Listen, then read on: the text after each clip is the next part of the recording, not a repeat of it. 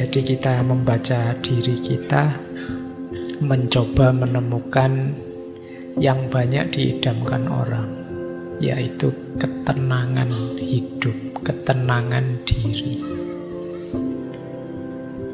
Ada beberapa filosof yang kita bahas bulan ini. Semoga sedikit banyak bisa membantu kita ya, karena belakangan itu saya banyak sekali yang curhat galau, hidupnya tidak tenang, merasa panik ini, panik itu, cemas ini, cemas itu. Sudahlah, yuk sekalian saja ya kita ngaji bulan ini. Gimana sih caranya hidup tenang? Malam ini kita awali dari Yunani, tokoh yang mungkin beberapa 2 atau 3 kali pernah kita bahas. Malam hari ini kita fokuskan ke bagian tertentu dari pikiran beliau, khususnya yang berhubungan dengan kesenangan dan ketenangan. Tokoh ini dikenal sebagai pelopor aliran Epikureanisme.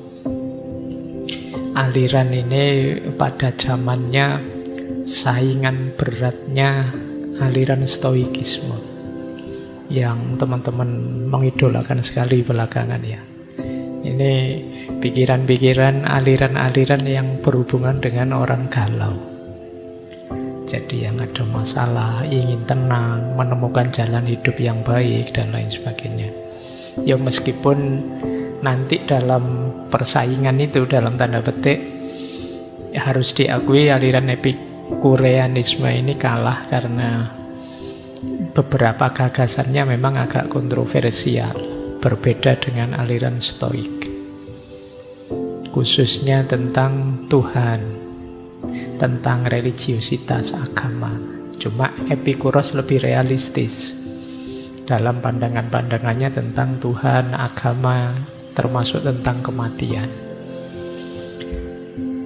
Tapi beliau juga punya gagasan-gagasan yang luar biasa. Orang sering menyebut aliran Epikureanisme ini aliran hedonisme kuno yang sifatnya lebih moderat. Hedonisme itu yang orang mendefinisikannya aliran yang hidup yang hanya ingin cari senang-senang saja. Tapi apa ya ndak boleh orang nyari senang, wong natural saja kan. Apa ada di sini yang ingin hidup? Pak, saya ndak ingin senang, kan ndak ada. Kalau masih waras tetap ingin senang. Nah, itu nanti dibahas panjang oleh Epicurus, seperti apa sih kesenangan hidup itu. Jadi beliau ini kelahiran sekitar 341 sebelum Masehi, nanti meninggalnya 270-an sebelum Masehi. Jadi ini termasuk para filosof klasik, meskipun setelah eranya Plato, Aristoteles.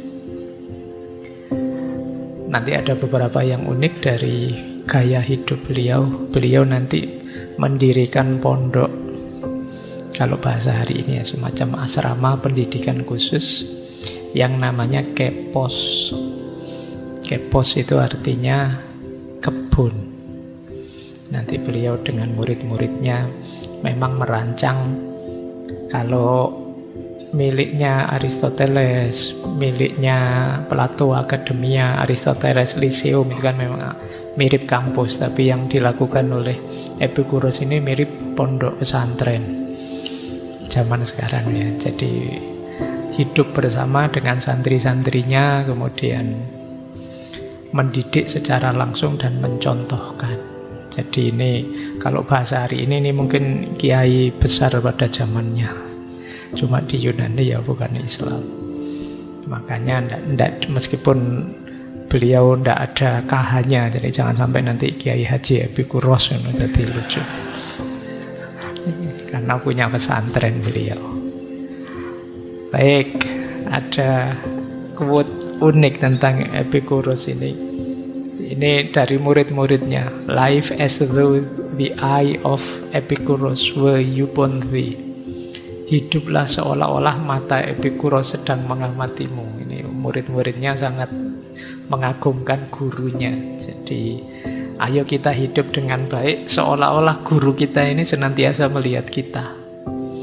Dan ini kemudian jadi quote yang populer di Yunani saat itu, di Athena saat itu. Ini saya bayangkan kayak mungkin banyak di antara kita hari ini yang masang fotonya gurunya di rumah. Jadi biar hidupnya lebih terkendali, kalau lihat gurunya, wah malu mau melakukan yang jelek-jelek kan gitu. Oke ya, kalau sekarang kan kalian tidak, fotonya tidak kalian pasang, cuma kalian minta selfie saja. Dan itu pun ya tidak jelas buat apa kalian bolak-balik minta selfie.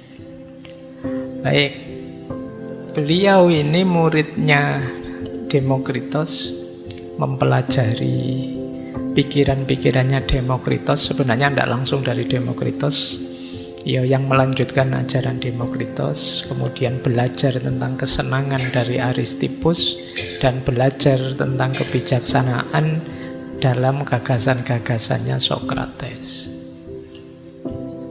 Beliau ini dikenal orang yang sangat sederhana hidupnya. Ini kalau bahasa kita mungkin beliau memang orang yang tirakatnya kuat. Beliau kalau makan hanya air sama sepotong roti kecil. Kalau ingin makan enak, pesta-pesta, ya di pondoknya, di asramanya, itu cuma ditambah keju sedikit.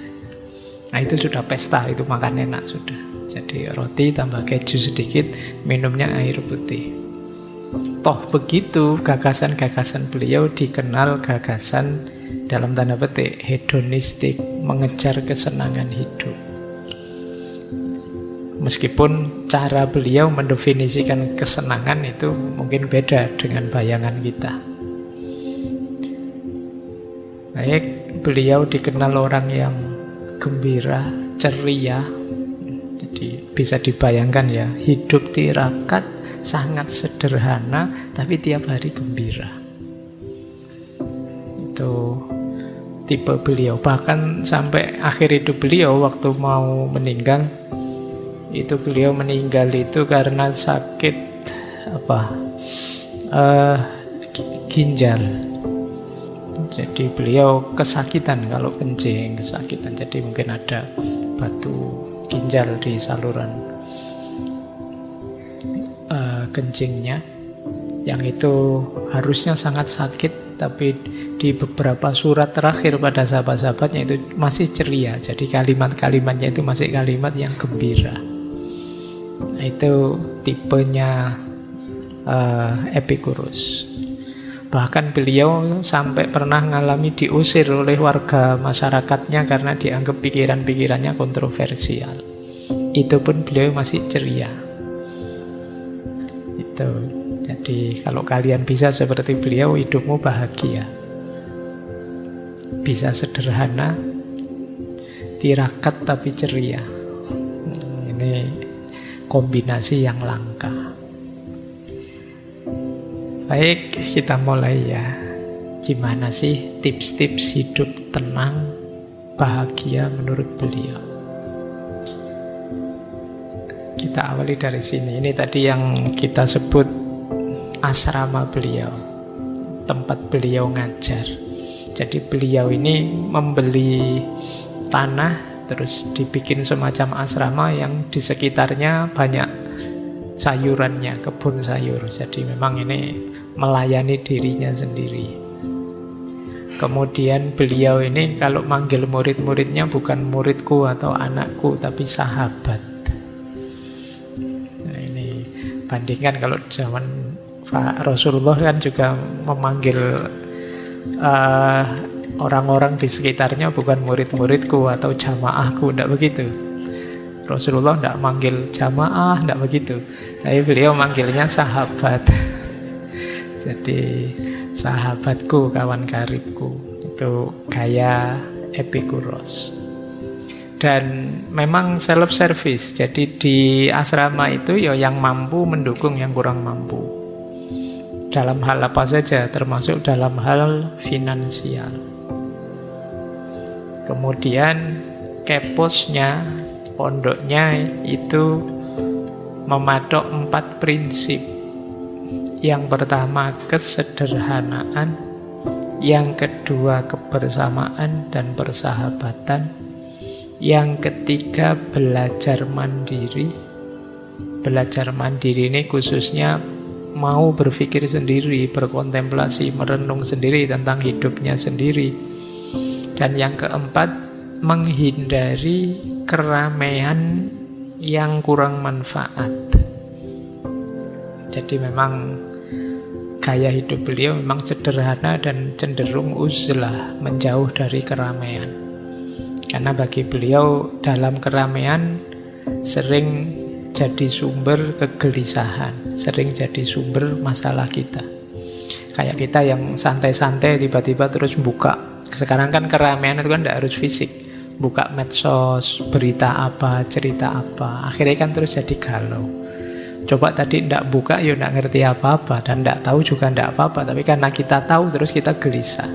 Jadi kalau di rumusnya Epicurus ya, keramaian yang rumit, keramaian yang tidak kondusif itu sebenarnya mengganggu ketenangan hidup kita.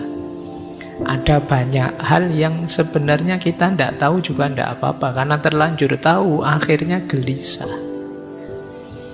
Jadi akhirnya kita pusing sendiri karena terlanjur tahu. Padahal tadi tidak tahu juga tidak masalah. Itu sering efek kalau kita sering bercampur dalam keramaian yang tidak terkontrol. Makanya beliau ya mungkin mirip seperti pondok pesantren, melarang santri-santrinya terjun langsung ke tengah masyarakat. Nanti ada cerita kalau di antara santri-santrinya ini ingin terjun ke politik misalnya, ya dia harus keluar dari keposnya. Nah, nanti kalau sudah jatuh gagal misalnya, boleh kembali lagi. Jadi kalau masih sukses, masih ya silakan di luar, jangan masuk. Tapi kalau sudah gagal, misalnya stres, sudah habis banyak, kok nggak jadi, ya balik ke pondok lagi, tidak apa-apa. Nah, kalian bolehlah, kalian itu boleh. Kalian bikin pondok nanti ya, pondok khusus yang gagal nyalon misalnya, itu mungkin pondokmu laris besok. Baik, jadi ini gambaran gaya hidup beliau. Ada prinsip hidup yang terkenal dari beliau, namanya late biosas. Hiduplah tersembunyi. Jadi hidup tersembunyi ini sumbernya banyak keutamaan, kata Epicurus.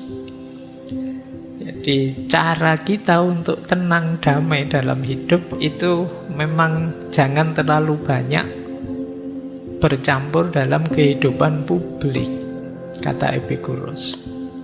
Dengan kita tersembunyi, kita lebih mudah hidup sederhana, lebih bebas berpikir, lebih mudah berinteraksi dengan alam, lebih nyaman hidup kita. Godaan lebih minimal. Kalau kita ingin hidup sederhana tapi sering kecampur orang lain, itu sulitnya luar biasa. Misalnya teman-teman ingin apalah Pak, hidup saya biasa saja lah Pak, HP lama juga tidak apa-apa ya. Tapi begitu ketemu banyak teman kok HP-nya bagus-bagus ya, mereknya, kita mulai tergoda. Semula sih tidak apa-apa, tapi begitu lihat yang lain, bajunya teman-teman kok bagus ya, kok rasanya asik ya, minuman tadi kok enak ya, kok rasanya. Lama-lama godaan banyak. Jadi kita sulit hidup sederhana kalau banyak bercampur orang lain, kata Epicurus. Maka cara mudah untuk kita tidak mudah terpengaruh, late biosas, hidup tersembunyi. Kalau tidak terkenal gimana Pak? Kan banyak orang pengen terkenal. Bagi Epicurus justru terkenal itu ribet. Ya kan? Kalian dikenal banyak orang ya tambah repot. Saya sekarang sekali-sekali juga jadi repot. Bayangkan saya biasanya nongkrong di mie ayam mana, biasanya nongkrong di angkringan mana, sekarang harus mikir 2 kali. Begitu asik di angkringan, Pak Faiz ada di sini. Jadi kamu anggap enak, ndak enak. kata dan itu jadi terpengaruh kan. Dulu saya isi saja, saya pakai baju lah, pakai apalah, suka-suka saya. Sekarang mulai mikir, wah nanti jangan-jangan dianggap tidak pantas ini sama teman-teman, dianggap tidak cocok, tidak sopan. Saya sekarang bajunya mulai gini-gini. Dulu ngaji filsafat awal baju biasa saja, lengan pendek dari kantor, santai saja. Sekarang mulai mikir, karena kalian lihat saya, karena kalian nanti mesti minta foto-foto, minta selfie. Nggak enak saya kalau pakai baju asal-asalan. Itu ribetnya hidup yang terlalu sering bercampur. Maka prinsip basicnya dari Epikuros itu late biosas. Hiduplah tersembunyi, lebih bebas, lebih nyaman. Itu gambaran ya hidup. Jadi beliau ini tidak cuma berteori. Bagi beliau eman sekali kalau filsafat itu hanya berhenti di teori.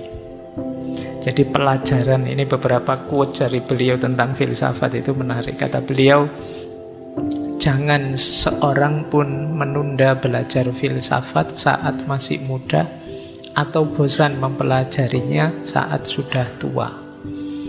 Karena filsafat itu penting. Karena beliau yang ngerti benar pentingnya filsafat. Karena arahnya untuk hidup bijaksana. Dan bijaksana itu poin paling krusial untuk kita hidup tenang. Maka jangan menunda belajar filsafat. Dilanjutkan oleh beliau, dia yang mengatakan bahwa waktu untuk berfilsafat belum tiba atau sudah lewat, itu seperti orang yang mengatakan bahwa waktu untuk bahagia belum tiba atau sudah lewat. Jadi kalau kalian bilang, besok sajalah Pak filsafatannya, ini masih muda, seneng-seneng dulu. Itu sama kayak kalian bilang, besok saja bahagianya. Kenapa begitu? Nanti dijelaskan oleh Epikuros. Bahagia itu kan modal utamanya akal kita, rasio kita. Hidup bahagia itu diawali dengan berpikir, mendayagunakan akal budi kita. Tidak mungkin kita bisa bahagia tanpa menggunakan akal kita. Maka orang yang menunda berpikir sama dengan dia menunda bahagia. Orang yang nanti saja mikirnya, ya sama saja dia bilang nanti saja bahagianya. Belajar filsafat kalau bagi Epikuros ya haruslah. Cuma beliau juga mengkritik orang-orang filsafat yang kurang praktis, pikirannya terlalu melangit, mengawang-awang.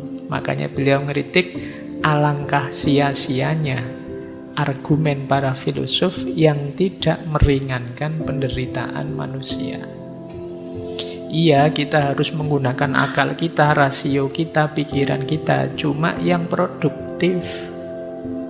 Jadi jangan mikir yang tidak ada gunanya, yang terlalu mengawang-awang atau terlalu khayal yang tidak nyambung dengan kenyataan hidup sehari-hari.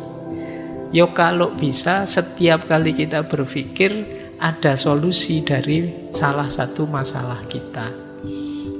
Setiap kali kita berpikir, jalan keluar kelihatan. Setiap kali kita berpikir, ada terang dari masalah kita. Nah, ini yang disebut berpikir yang produktif.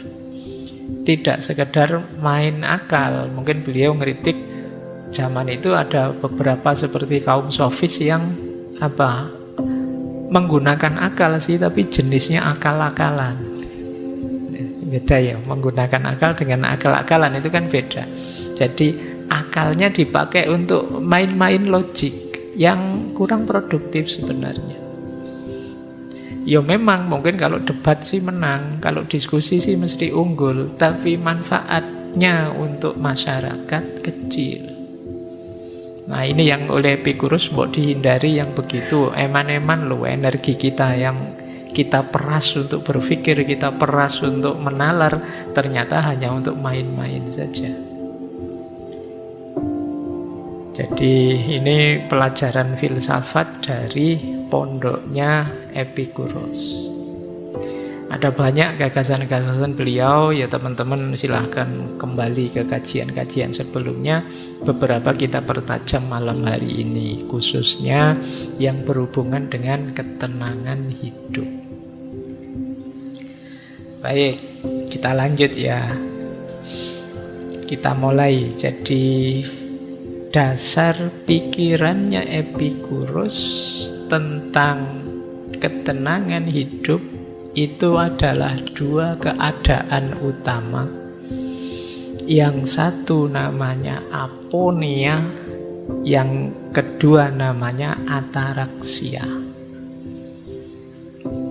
Kita belajar dulu yang pertama. Keadaan utama yang pertama namanya aponia. Aponia itu artinya bebas dari rasa sakit.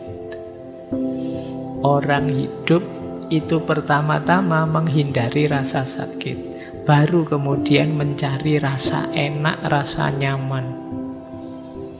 Ini dasar pertama sudah. Kalau masih ada sakitnya, tidak bisa kita tiba-tiba mencari enak.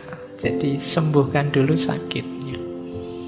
Maka dalam hidup, rumus hidup paling dasar pertama itu membebaskan diri dari rasa sakit. Apa yang harus kita lakukan untuk bebas dari rasa sakit? Dan kalau di Epicurus yang dimaksud rasa sakit ini sakit fisik. Jadi makanya beliau ini agak mirip Aristoteles dalam aspek realistik materialisnya. Jadi bukan sakit-sakit yang dalam, tapi sakit fisik. Kalau jasmani kita sehat, untuk selanjutnya ngurusi batin, ngurusi apa saja lebih simpel. Tapi kalau jasmani kita sakit, susah sudah. Misalnya kita demam, panas, ngereges, pusing, puyeng, diajak diskusi meskipun tentang cinta kah, tentang ikhlas kah, tentang sudah Pak, pusing Pak, ndak bahas ikhlas dulu, ndak bahas cinta dulu, ini ngereges, pusing, ndak karu-karuan kok. Kan kamu mesti begitu. Ini yang disebut prinsip aponia. Maka awalnya tetap harus bebas dari rasa sakit. Jangan kalian sepelekan kesehatan tubuhmu. Pak, saya pokoknya filsafatan saja sampai dalam pikiran, sampai memuncak. Kesehatan nomor 2. Jangan salah, kalau kamu menomorduakan kesehatan, begitu kamu sakit, yang nomor 1 tadi juga hilang. Makanya dulu pernah ada pepatah itu, dalam tubuh yang sehat terdapat jiwa yang sehat. Kalian kan kadang komplain, yo kan kebalik Pak, jiwa dulu baru tubuh sehat. Tapi memang kalau kita sedang sakit, mau apa juga ndak jalan. Mbok perutmu mules, meskipun kamu ketemu idolamu yang seperti siapa, apa artis apa sopo, itu tetap kamu akan menyelesaikan mulesmu dulu. Itu pentingnya aponia ini. Jadi kalau ingin hidup tenang, bahagia, dasar pertama harus kita ingat, bebas dari rasa sakit. Gimana caranya? Yang pertama, penuhi kebutuhan dasar. Ya, kebutuhan dasar primer ya, yang sering disebut orang itu misalnya makan, minum, termasuk kalau sudah waktunya seks. Ini basic. Jadi makanya kenapa kok kalian sering galau, jangan-jangan ya kalian sudah waktunya. Sudah waktunya tapi fungsinya belum jalan, itu kan membuat puyeng hidupmu, stres. Jadi bereskan itu, tapi di jalan yang baik ya, yang resmi, yang formal. Seperti kalau kalian lapar itu loh, begitu kalian lapar, sudah apa sih yang bisa konsentrasi, ndak bisa, mau apa-apa ndak nyaman, wong lapar. Penuhi kebutuhan dasar, juga jangan berlebihan. Itu nomor 2. Pengendalian keinginan yang berlebihan. Kenapa? Karena kalau berlebihan, ya mungkin memenuhi, tapi ketika berlebihan jadi masalah baru. Jadi penyakit baru, jadi kurang itu penyakit, lebih juga penyakit. Makan itu kebutuhan, penuhi makan. Kalau sudah kenyang ya sudah, berhenti. Kalau kita tambah lagi, Pak, ini kan kebutuhan, kamu makan lagi, sakit tetap. Seenak-enaknya makanan, yo piring pertama nyaman, piring kedua lumayan, meskipun tinggal setengah nikmatnya. Piring ketiga, kamu mulai berjuang. Piring keempat, kamu sudah hampir muntah, itu sudah. Padahal itu mungkin makanan enak yang kamu senangi. Tapi kenapa jadi masalah? Karena berlebihan. Jadi penuhi kebutuhan dasar dan jangan berlebihan. Yang ketiga, hindari hal-hal yang merusak tubuh, apapun itu.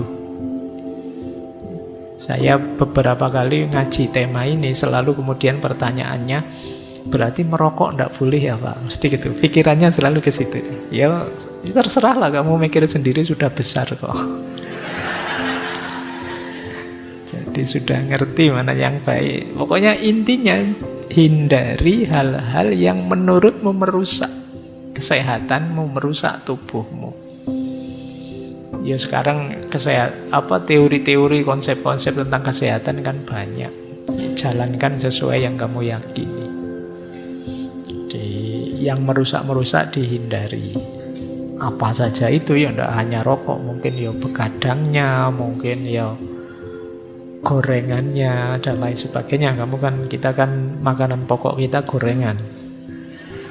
Kalau tidak ada gorengan, kita tidak enak makannya. Nah, kita sendiri yang tahu. Dan menghindari yang merusak tubuh itu berhubungan dengan menyadari keterbatasan tubuh kita. Ini rumus pokoknya di situ. Mungkin saja di antara kalian ada yang bilang, Pak, saya itu kuat, Pak. Kalau sekedar rokok saja tidak mungkinlah merusak kesehatan saya. Ya monggo saja, kalian yang tahu limitnya, batasnya dirimu. Jadi maka ini yang tadi saya sebut, membaca ayat-ayat nafsiyah, membaca diri kita. Sejauh mana ketahanannya, sejauh mana kekuatannya. Baik, jadi ini basic ya, namanya apunia. Kalau ingin hidup tenang, ya rumus pertama sebenarnya menghindar dari rasa sakit. Berarti rumus pertama hidup tenang itu sehat. Kalau kalian tidak sehat, ya tidak mungkin tenang. Mau tenang gimana, wong pusing. Mau tenang gimana, wong mules. Mau tenang gimana, wong kita ngereges dan lain sebagainya. Kita lanjutkan. Keadaan utama kedua.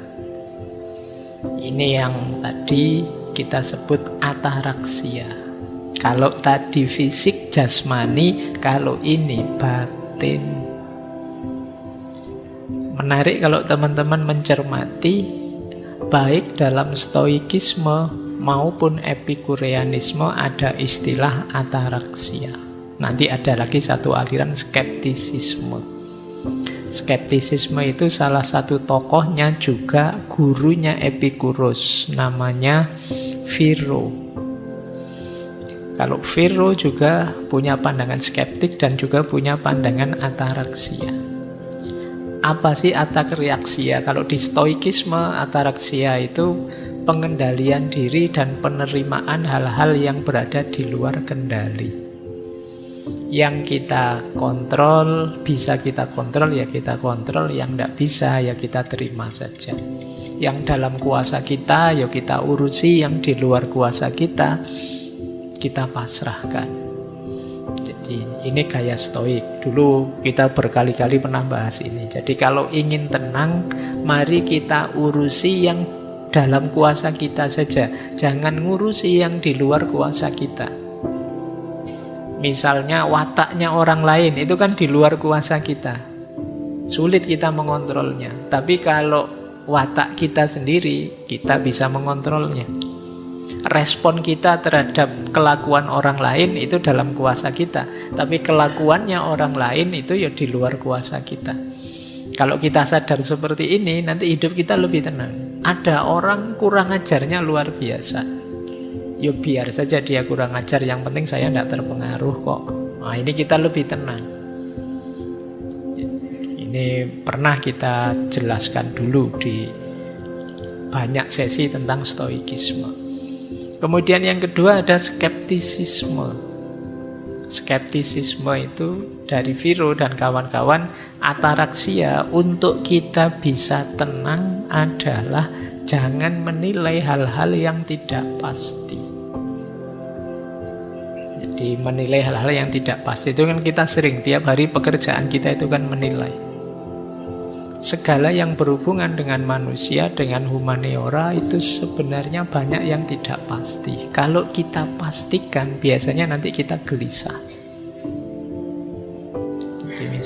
Misalnya, ini boleh enggak? Ya biasanya jawabannya ini bisa boleh, bisa tidak. Segala yang tentang manusia itu secara umum memang vonisnya adalah tergantung. Tidak ada yang pasti. Uang banyak, bahagia enggak? Tergantung. Tidak mesti juga. Lebih bahagia kalau uangnya sangat banyak. Tidak, ya banyak orang yang uangnya sangat banyak malah masalahnya berkali lipat daripada kita yang tidak punya uang. Jadi kalau kita yang tidak punya uang kan simple, kita tidak mikir macam-macam. Yang kita pikirkan cuma satu, gimana caranya punya uang. Kalau yang uangnya banyak mikirnya neko-neko itu kan mau dipakai ini, tidak cocok dipakai itu, tambah panjang pikirannya. Jadi tidak mesti juga. Punya pasangan cakep, bahagia enggak? Tergantung juga. Ya kadang-kadang malah lebih bahagia pasangan yang enggak terlalu cakep.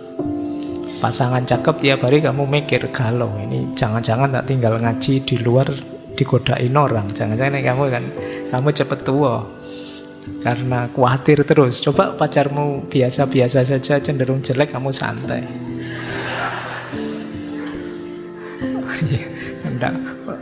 Kamu tidak khawatir digoda orang. Alah Pak, tenang saja, aman, tidak mungkin ada yang mau goda.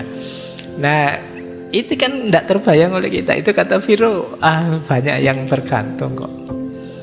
Jadi teman-teman yang jurusan kuliahnya humaniora, kalau pas ujian kok tidak bisa jawab saja tergantung. Itu kan bisa tergantung. Kalau begini mesti bagus nggak? Tergantung Pak, orangnya sehat apa enggak. Kalau orangnya enggak sehat ya enggak. Ada gantungannya banyak. Jadi itu kata Viro, kalau kita paham rumus ini kita tenang. Kita tidak mudah kaget, kita tidak mudah galau. Ya memang tidak pasti hidup manusia itu. Nah ini gaya kedua. Ada gaya ketiga yang kita pelajari ini, Epikureanisme dari Epikuros dan kawan-kawan. Menghindari sakit dan menikmati hidup secara sederhana.